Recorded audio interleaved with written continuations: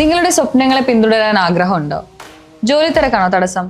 വിഷമിക്കേണ്ട, bass study centre നിങ്ങളൊപ്പം ഉണ്ട്. BA, BCom, BBA, BSW പോലുള്ള ഡിഗ്രി കോഴ്സുകൾ നിങ്ങൾക്ക് എവിടെയിരുന്നും എപ്പോൾ വേണമെങ്കിലും പഠിക്കാം. ഇനി പ്രായമാണോ നിങ്ങളുടെ തടസ്സം? അല്ല. ഏത് പ്രായക്കാർക്കും മനസ്സിലാക്കാൻ പറ്റുന്ന രീതിയിലുള്ള ഓൺലൈൻ ക്ലാസ്സുകളും സ്റ്റഡി മെറ്റീരിയലുകളും ഞങ്ങൾ ഒരുക്കിയിട്ടുണ്ട്. കൂടുതൽ അറിയാൻ വേണ്ടി താഴെ കാണുന്ന നമ്പറിൽ ബന്ധപ്പെടുക. നിങ്ങളുടെ സ്വപ്നങ്ങളെ യാഥാർത്ഥ്യമാക്കാൻ ബാസ് സ്റ്റഡി സെന്റർ കൂടെ. ഹായ് എവരിവൺ, ബാസ് ഡിസ്റ്റൻസ് ഡിഗ്രിയുടെ മറ്റൊരു വീഡിയോയിലോട്ട് സ്വാഗതം. അപ്പോൾ ഇന്നത്തെ വീഡിയോയിൽ നമ്മൾ ഡിസ്കസ് ചെയ്യാൻ പോകുന്നത് ശ്രീനാരായണ ഗുരു ഓപ്പൺ യൂണിവേഴ്സിറ്റിയിൽ സെമിസ്റ്റർ വൈസിലെ എക്സാമും കാര്യങ്ങളൊക്കെ നടക്കാനിരിക്കുന്നതിന് മുൻപായിട്ട് നമുക്കിപ്പോൾ സെക്കൻഡ് സെമ്മിൻ്റെ അസൈൻമെൻറ്റ് സബ്മിഷനൊക്കെ ആയിട്ടുണ്ട്. അപ്പോൾ മെയിലാണ് നമുക്ക് ലാസ്റ്റ് ഡേറ്റ് വരുന്നത്. അപ്പോൾ അസൈൻമെൻ്റ് ഒക്കെ പ്രോപ്പറായിട്ട് സബ്മിറ്റ് ചെയ്തിട്ടില്ല എന്നുണ്ടെങ്കിൽ എന്ത് സംഭവിക്കും എന്നുള്ളതാണ് ഇന്നത്തെ വീഡിയോയിലൂടെ പറയാൻ വേണ്ടി പോകുന്നത്. അപ്പോൾ ഡീറ്റെയിൽ വീഡിയോയിലോട്ട് പോവാം.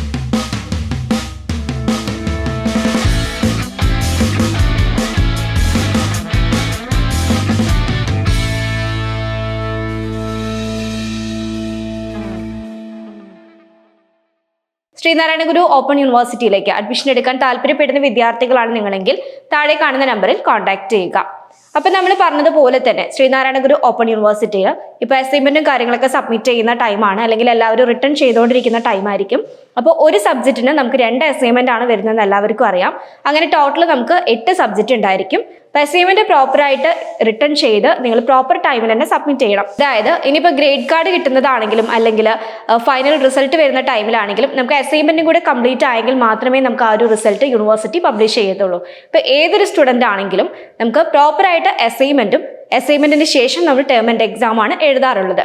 അപ്പോൾ അസൈൻമെന്റ് ആരും വിട്ടു പോകരുത്, പ്രോപ്പർ ടൈമിൽ തന്നെ സബ്മിറ്റ് ചെയ്യുക. സബ്മിറ്റ് ചെയ്തെങ്കിൽ മാത്രമേ നിങ്ങൾക്ക് ഗ്രേഡ് കാർഡൊക്കെ കറക്റ്റ് ടൈമിനകത്ത് കിട്ടത്തുള്ളൂ. ഇനിയിപ്പോൾ അതല്ല, നിങ്ങളിപ്പം അസൈൻമെന്റ് സബ്മിറ്റ് ചെയ്തില്ല, അതിന് പകരം നിങ്ങൾ എക്സാം ഒക്കെ എഴുതി കഴിഞ്ഞു കംപ്ലീറ്റ് ആയി, ഈ ഒരു ഫൈനൽ റിസൾട്ട് വരുമ്പോൾ നമുക്കത് വിത്ത്ഹെൽഡ് എന്നുള്ള രൂപത്തിലായിരിക്കും കാണിക്കുന്നുണ്ടായിരിക്കുക.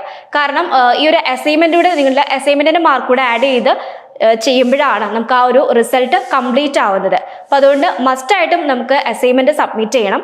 അസൈൻമെന്റ് സബ്മിറ്റ് ചെയ്യാതെ ആരും തന്നെ എക്സാം എഴുതാൻ വേണ്ടി പോകരുത്. മാക്സിമം നിങ്ങൾ പറയുന്ന ടൈം അനുസരിച്ച് തന്നെ നമുക്കിപ്പോൾ ഒരു ടൈം നിങ്ങൾക്ക് അസൈൻമെന്റ് സബ്മിറ്റ് ചെയ്യാനായിട്ട് തരുന്നുണ്ട്.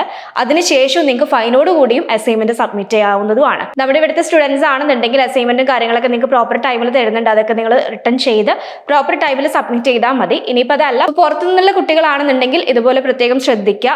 അതായത് ടേം ആൻഡ് എക്സാം പോലെ തന്നെ ഇമ്പോർട്ടൻ്റ് ആയിട്ടുള്ള ഒരു കാര്യമാണ് അസൈൻമെന്റും. അപ്പോൾ അസൈൻമെന്റ് ആരും തന്നെ റിട്ടേൺ ചെയ്യാതിരിക്കരുത്.